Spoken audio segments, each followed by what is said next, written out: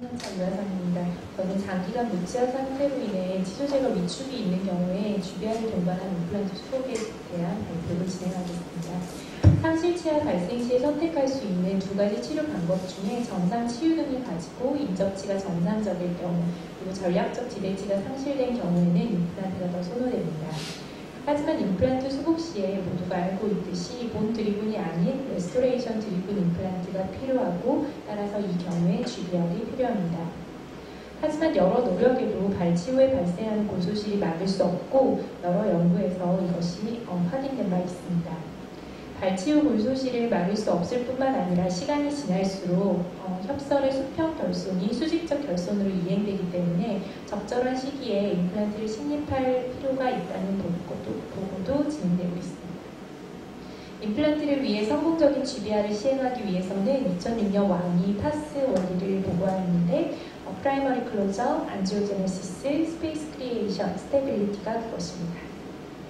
골류도 재생술을 통해 증가된 골에서 임플란트가 잘 결합하는지에 대해 여러 연구가 진행되었는데 부저와 푸가조토 그리고 네빈슨 등은 GBR 부위의 골 역시 자연골과 동일한 임상 반응을 보인다고 하였고, 달림도 사람에서 임플란트 식립 시에 이식된 골에서의 임플란트는 동일한 부하능을 가진다고 하였습니다.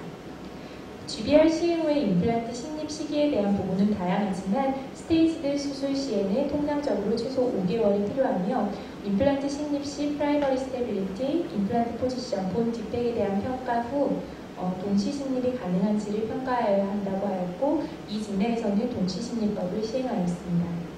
직내 발표입니다. 첫 번째 케이스는 55세 남한으로 본원 구강외과에서 플레이트 리무벌 수술 전 전반적인 치주 상태 개선을 위해 내원하였습니다. 치주 치료 중 환자는 그 15년 전 상악과 하악 부위 ASO를 시행받았고, 그리고 22번이 미싱 스테이트였으나 본인은 전혀 불편감을 느끼지 못한다고 하였습니다. 치료의 필요성에 대해 환자와 상의하였고 22번 치아 부위만 치료하고 싶어 하시어 24번과 14번 디스탈에 존재하는 공간은 향후 보철 수복으로 진행하겠다고 하였습니다.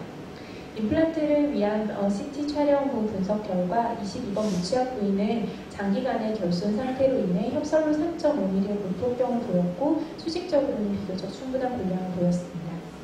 3차원적 CT 영상에서 22번 치아 발치 부위의 치조제 흡수가 발생하여 함몰된 양상을 확인할 수 있었습니다. 상대 환자를 곡소적인 수평적 수직적 치조제 흡수로 진단하고 임플란트 식립과 동시에 리치 익스펜션을 동반한 GBR을 시행하기로 하였습니다.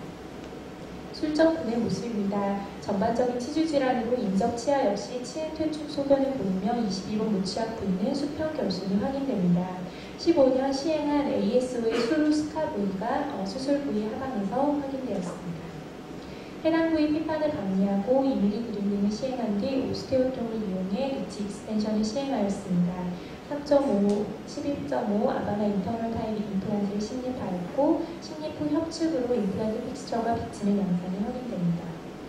협축으로 얇은 피질본 상단에 바이오스를 이식하고 전치 부위의 심리적인 치유를 도모하고자 골 재생을 촉진하기 위해 바이오가이드 상반으로 환자의 자가혈액에서 얻은 PRF를 적용한 모습입니다. 봉합을 시행하였습니다. 일주일 후 발사한 모습입니다. 환자분이 지속적인 흡연을 유지하고 있었기 때문에 변형 부위가 약간 벌어진 소견이 보이지만 헥사메딘을 지속적으로 사용하며 경과 관찰하기로 하였습니다. 2주째 10개 부위 상반으로 피판이 다시 덮인 것을 확인하였고 상방의 레진 폰틱을 이용하여 임시치아 장착 후 2차 수술까지 진행하기로 하였습니다. 4개월째 점검한 모습입니다. 임시치관 하반부로 공간을 충분히 형성하여 음식물이 압입되지 않도록 형성하였습니다. 5개월째 임플란트 2차 수술을 시행하기 전 모습입니다. 각화치은이 비교적 충분하여 인접 파필라 부위에 손상이 가지 않도록 힐링 어버트먼트를 연결하였습니다. 2차 수술 시행 후 일주일째의 모습입니다. 방사선 사진상으로도 안정적인 임플란트 변형골과 힐링 어버트먼트의 연결을 확인할 수 있습니다. 2차 수술 3주 후에 보철 과정이 시작되었습니다. 캐스트상에서 인접 치아의 형태 및 길이를 조화시켜 제작한 모습입니다. 구강 내에 시접하여 변화를 확인하였습니다. 보철물은 장착 후 잘 유지되었고 환자는 심미적인 불편감이나 관리에 어려움은 없다고 하였습니다. 처음에는 심미적인 관심이 거의 없던 환자분도 보철 후에 만족감을 표현하였습니다. 1년째의 수술 부위의 방사선 사진입니다. 술 전과 술 후 비교 사진입니다. 두 번째 진례입니다. 44세 남자 환자로 부분 틀니를 사용할 수 없다는 주소로 내원하였습니다. 환자는 정신지체를 가지고 있으나 본인의 의사를 표현할 수 있었고 의사의 지시대로 움직일 수 있었습니다.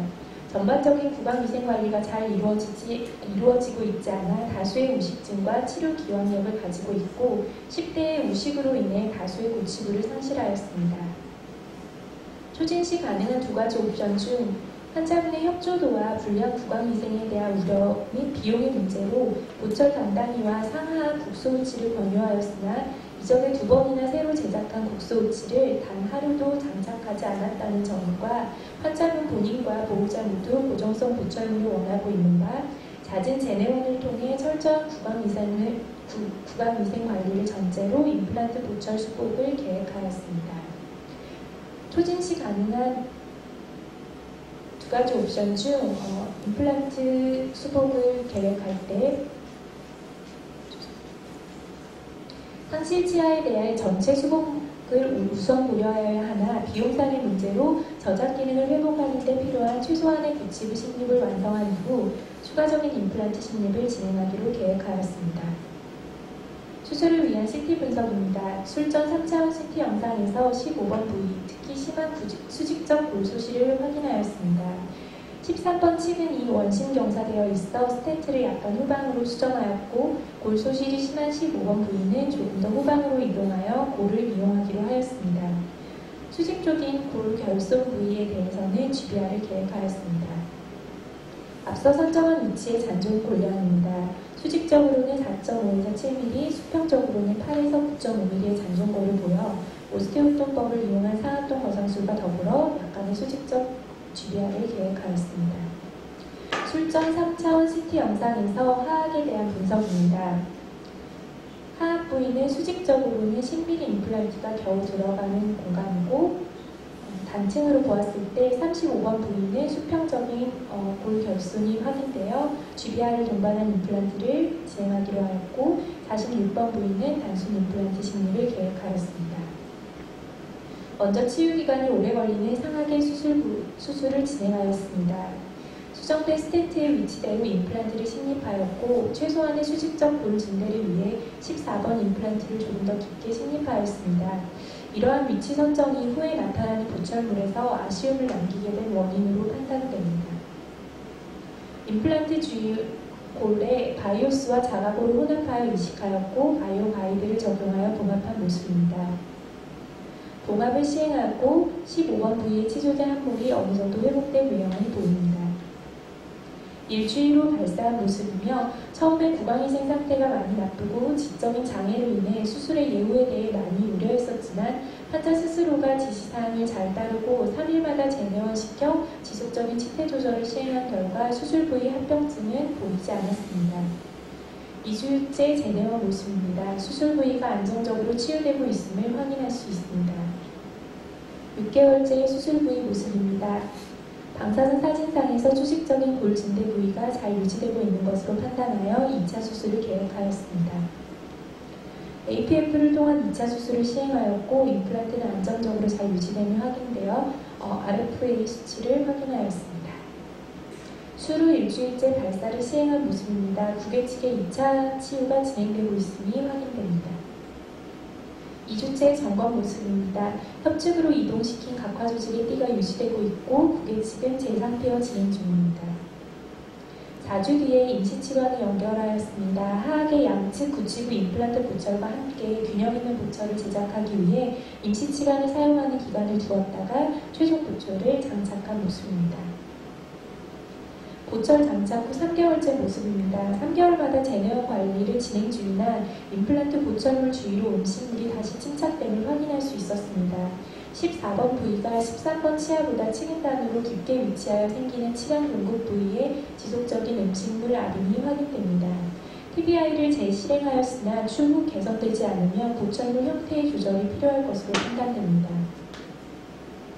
다음은 양측 하악 임플란트 심리 과정입니다. 수술 전 양측의 무치약 부위 모습으로 장시간의 무치약 상태로 인해 위축된 치조제와 각화치은의 감소가 보입니다. 임플란트 식립 후 모습으로 CT 분석대로 40번대에는 임플란트가 골화 내에 안정적으로 식립되었으나 30번대에서는 얇은 협측골을 통해 임플란트가 비치고 한 개의 트레드가 노출되었습니다. 30번대에는 바이오스와 바이오 가이드를 이용하여 GBR을 시행하였습니다. 봉합을 시행하고 일주 후에 발사하였습니다. 별다른 합병증 없이 치유되었고 4개월째 점검 모습입니다.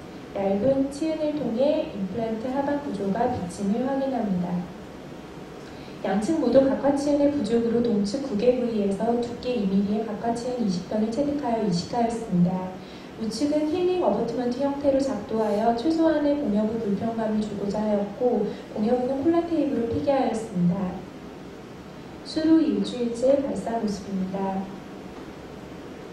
수루 3주째의 모습으로 우측에서 좁은 20편을 이식한 부위에서 조금 더 더딘 치유를 보이는 것을 확인하였습니다. 수술 후 최종 보철을 시행한 모습입니다. 보철 완료 후 3개월 점검 시 전압 분해의 모습입니다. 환자의 치태 조절을 지속적으로 관리하고 있으나 아직 완성되지 않은 TBI로 인해 데브리 이후 블리딩 소견이 관찰되고 있습니다. 수술 전 모습과 수술 후 환자의 분해 파노라마 사진입니다. 환자는 현재 기능적으로 잘 적응하여 보철 사용 중이시나 아직 구강위생 상태가 완전치 않아 지속적으로 짧은 제네형 관리가 필요할 것으로 보입니다.